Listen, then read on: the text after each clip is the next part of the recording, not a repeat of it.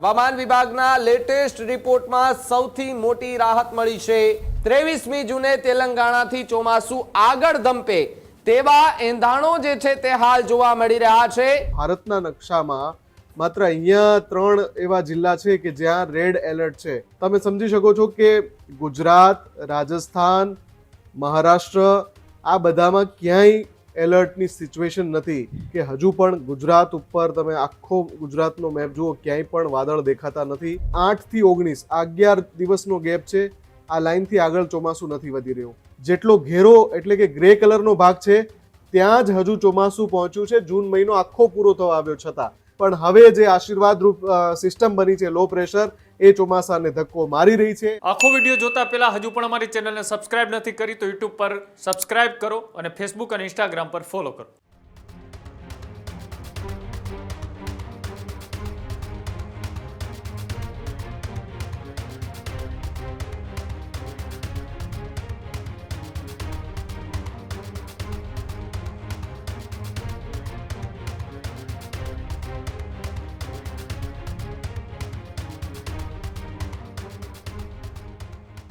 હવામાન વિભાગ અને હવામાન નિષ્ણાંતો લગાતાર ચોમાસાની સ્થિતિ પર નજર રાખીને બેઠા છે। એવામાં ખેડૂતો માટે સૌથી મોટા અને સારા સમાચાર સામે આવી રહ્યા છે। આવી ગયા હવામાન અંગેના સૌથી મોટા સમાચાર। ચોમાસું આગળ ધંપાવે તેવી સિસ્ટમ સક્રિય થઈ ચૂકી છે। હવામાન વિભાગના લેટેસ્ટ રિપોર્ટમાં સૌથી મોટી રાહત મળી છે। 23મી જૂને તેલંગાણાથી ચોમાસું આગળ ધંપે તેવા એંધાણ ગુજરાતમાં જૂન મહિનામાં જે અંતિમ સપ્તાહ હશે ત્યારે ચોમાસું પહોંચે તે નક્કી મનાઈ રહ્યું છે। ચોમાસું સતત 12 દિવસથી એક જ સ્થળે અટક્યું છે।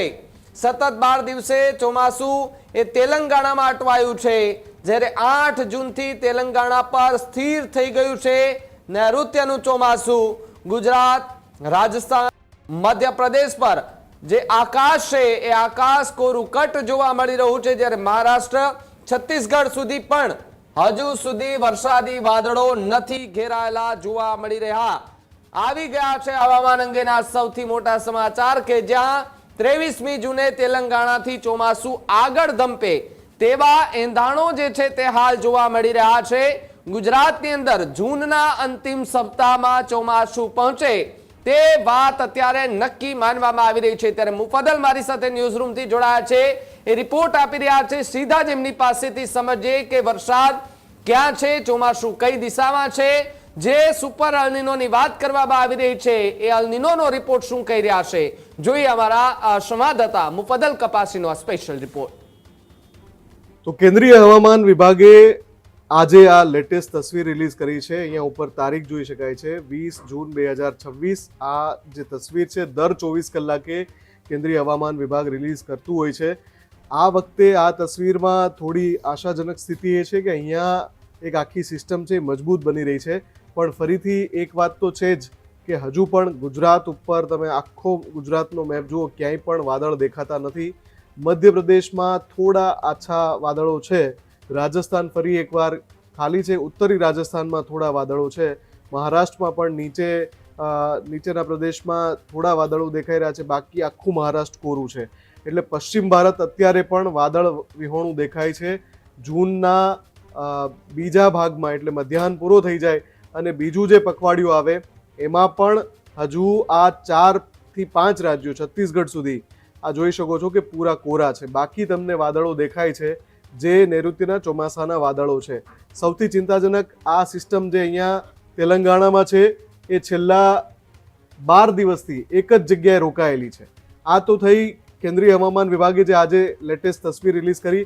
હવે આપણે વાત કરીએ કે એલર્ટ્સ ક્યાં છે। જો ઉપર તમે જોઈ શકશો અહીંયા લખ્યું છે ગ્રીન એટલે કોઈ વોર્નિંગ નહીં, યેલો એટલે માત્ર વોચ, નજર રાખવી, એલર્ટ આવે જ્યાં ઓરેન્જ આવે, અને રેડ એટલે વોર્નિંગ બહુ વધારે। હવે આખા ભારતના નકશામાં માત્ર અહીંયા 3 એવા જિલ્લા છે કે જ્યાં રેડ એલર્ટ છે। બાકી ઓરેન્જ એલર્ટની વાત કરીએ તો તમે સમજી શકો છો કે ગુજરાત, રાજસ્થાન, મહારાષ્ટ્ર આ બધામાં ક્યાંય એલર્ટની સિચ્યુએશન નથી। ગુજરાતના કેટલાક જિલ્લામાં જે યેલો દેખાય છે એટલે કે વોચની, યેલો એલર્ટ આપણે કહીએ છીએ પણ એ વોચની સિચ્યુએશન છે। છૂટો છવાયો, જેને સાવ ઓછો વરસાદ પડે છે એવી સ્થિતિ, અને એ પણ ચોમાસું હજુ નથી પહોંચ્યું. આ જે સિચ્યુએશન છે એ પ્રી મોન્સૂન એક્ટિવિટી અથવા તો નજીકના અહીંયા સમુદ્રમાં વેસ્ટર્ન ડિસ્ટર્બન્સ હોય અથવા તો કોઈ ટ્રફ સર્જાયેલું હોય એના કારણે સામાન્ય વરસાદ જેવો માહોલ આપણને જોવા મળે.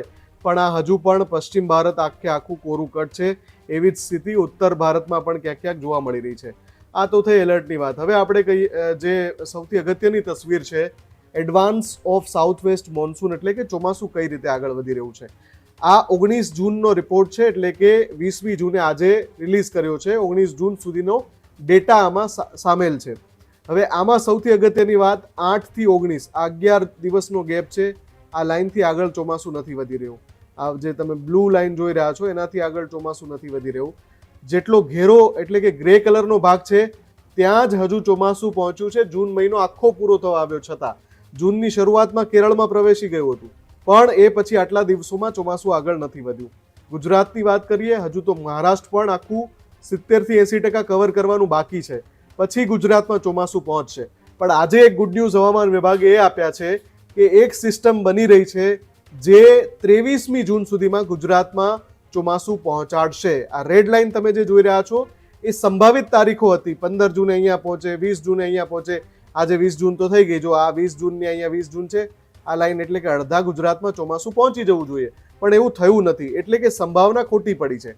જે બ્લુ લાઇન છે એ વાસ્તવિક સ્થિતિ છે. વાસ્તવિક સ્થિતિમાં હજુ પણ ચોમાસું 12 દિવસથી તેલંગાણામાં અટવાયેલું છે.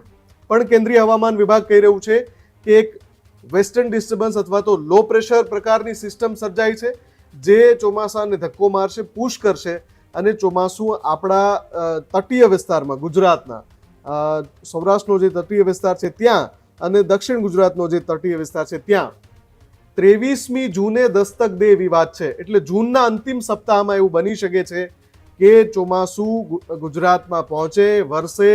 જૂનના અંતિમ સપ્તાહમાં વાવણી લાયક વરસાદ થાય, જુલાઈના પહેલા સપ્તાહમાં વાવણી લાયક વરસાદ થાય. અલ્નીનોનો જે પ્રભાવ છે એના કારણે ચોમાસું અહીંયા અટવાયેલું છે, પણ હવે જે આશીર્વાદરૂપ સિસ્ટમ બની છે લો પ્રેશર, એ ચોમાસાને ધક્કો મારી રહી છે. એમ કહી શકાય કે માંડ ચોમાસું ગુજરાત પહોંચે ધક્કા ગાડીના આધારે, એ પ્રકારની અત્યારની સ્થિતિ છે. આ કેન્દ્રીય હવામાન વિભાગનો સત્તાવાર રિપોર્ટ છે. આપણે રાહ જોવી પડશે આગામી 3 દિવસમાં ચોમાસું કેટલું એડવાન્સ થાય છે. ન્યૂઝરૂમ દર 24 કલાકે જે હવામાન વિભાગ અપડેટ આપશે એ આ જ રીતે તમને સત્તાવાર બતાવશે. પણ 23મી જૂને ગુજરાતના કાંઠે જો ચોમાસું પહોંચી જાય, આ બ્લુ લાઇન અહીંયા પહોંચી જાય, તો ચોમાસું આગળ વધ્યું કહેવાશે. નહીતર હજુ પણ સુપર અલ્નીનોનો પ્રભાવ ચિંતાજનક સ્થિતિમાં છે એવું કહી શકાશે. ખેડૂત ભાઈઓ છે ખેતરમાં ડ્રોન ઉડાવતા હોય છે ત્યારે આપણે એક પ્રશ્ન સતાવતો હોય છે કે જે આપણે અત્યાર સુધી જીપીએસ ટેકનોલોજી વાળા ડ્રોન વાપર્યા છે, જેથી કરીને મોબાઈલ ટાવર છે અથવા તો હાઈ ટેન્શન લાઇન પસાર થતી હોય, કોઈ વૃક્ષો હોય, ત્યારે જે જીપીએસ ટેકનોલોજી વાળા ડ્રોન છે એમાં ટકરાય અને ટ્રેસ થાય છે. પણ એગ્રીઓન લાવ્યું છે GNSS ટેકનોલોજી ડ્રોન, જેથી કરીને એ ડ્રોન છે એ કોઈ જગ્યાએ ટકરાય નહીં, પોતાની રીતે જ ડિસિઝન લે છે અને મૂવ થઈ જાય છે. જેથી કરીને GNSS ટેકનોલોજી ડ્રોન છે એ વાપરવાનો આગ્રહ રાખો. અત્યારે જ ન્યૂઝરૂમ ગુજરાતની યુટ્યુબ ચેનલને સબસ્ક્રાઇબ કરો અને ઇન્સ્ટાગ્રામ અને ફેસબુક પર ફોલો કરો. અપડેટ રહો, સત્યની સાથે રહો.